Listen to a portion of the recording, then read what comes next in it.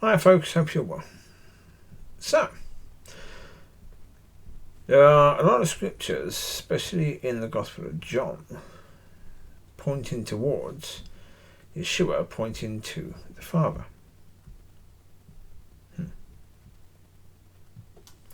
So, John 9, I believe it's verse 5, verse 4 actually, when Yeshua is healing the man who was blind from birth. There's a few things in this which is quite interesting. Well, in verse 4 and 5 is quite interesting. Verse 4 says, as long as it is day, we must do the works of him who sent me.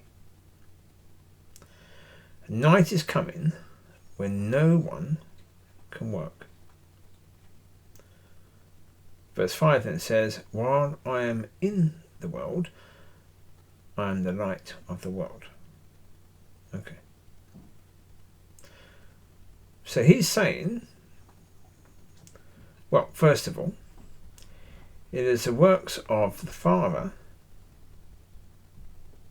not the works of the Son. He's saying the Father sent him to do the Father's works. Okay. When he was talking about night and day, it has been suggested, and probably is correct in the sense, that he's talking more about alive and dead. That while you're alive, you need to do the works of the Father. Because once you're dead, you can't do anything. And that is true. Once you're dead, it's too late. That's why this whole idea that thy kingdom come, thy will be done on earth as it is in heaven, will be once we're dead. What's the point of it then? Really? Come on. What would be the point of that being the case then? Because clearly there's no point to it.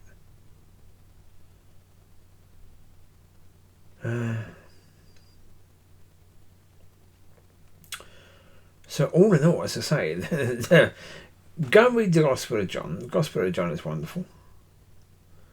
Go and read that. And note down how many times Yeshua is pointing to Father. How many times he's saying it's the Father who not only sent him, but it's according to the Father's will, the Father's ways, and it's the Father's works. It's the Father that helps us to have fruit. All of these things are there. And all of these things are the words of the Son of God, who the church has given everything to and made everything about. So, again, I find it remarkable. Remarkable.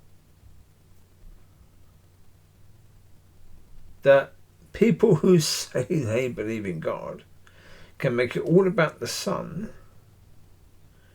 when his words, yeah.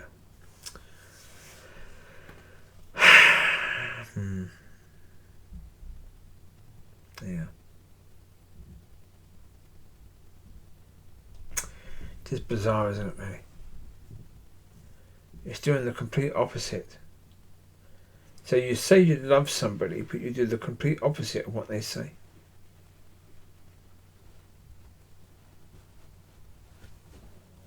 Well, that's why I say, that's why the evidence is there to say that the majority of people in church have given their life to church. They love church. And basically they worship church.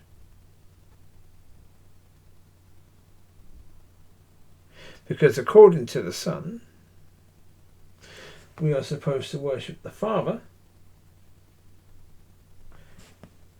in spirit and truth, not the Son.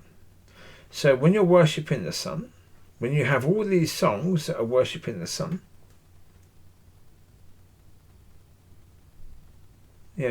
praising Jesus, worshipping Jesus, bowing down to Jesus. It's all about Jesus. Yeah, we put our trust in you alone, Jesus. All of that. All of that nonsense and demonic crap. Because that's what it is. I'm sorry. It may sound nice when people in church are singing it, but it doesn't mean it's of God. When it's saying it's the opposite of what the Son of God said, it can't be of God. And you can't be really loving Jesus, can you? You can't be. Because if I say I love you, but I ignore everything about you,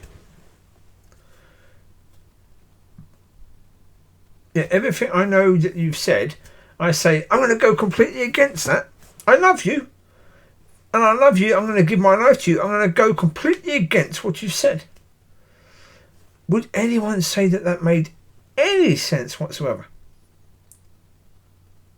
I think the answer would have to be no. It makes no sense in any way, shape or form.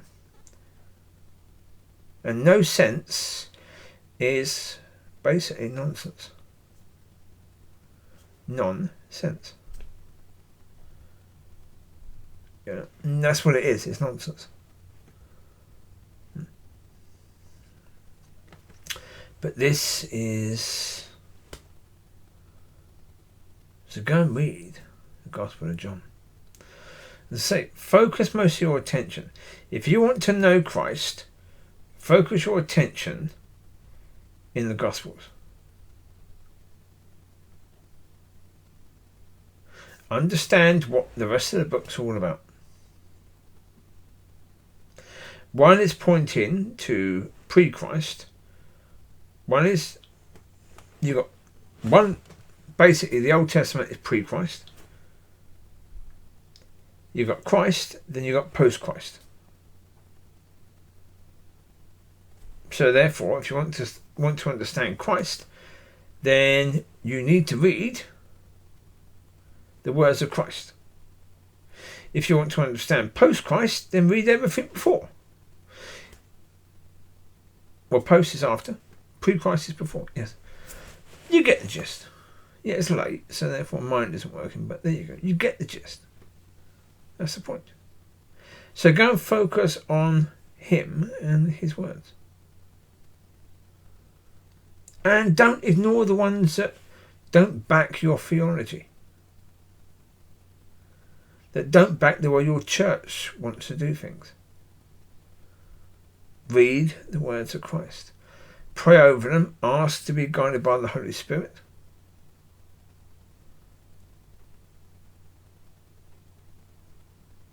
Pray for light. Pray for understanding. Pray for wisdom and knowledge. Before you start. When you finish. Gain a stronger understanding of Christ. Or, just admit it. You're going to church because it's a community centre. You want to feel like you're part of something. And it makes you look good in front of other people because you go to church. Just admit that. Either take it seriously or admit that you were never serious about it. There you go.